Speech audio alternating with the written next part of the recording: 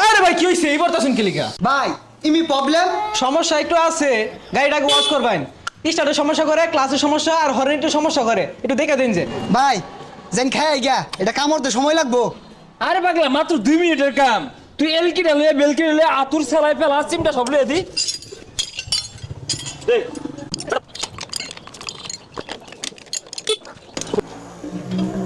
ভাই কাজ শেষ হইছে হ্যাঁ কাজ কমপ্লিট।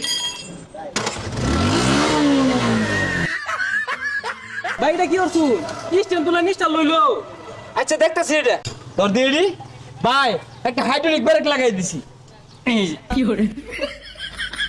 ভাই বুঝলাম না বেরা গুলান চাকা ভিন ভিনে ঘুরতাছে তাইলে মনে হয় সামনের বারে কাজ করব।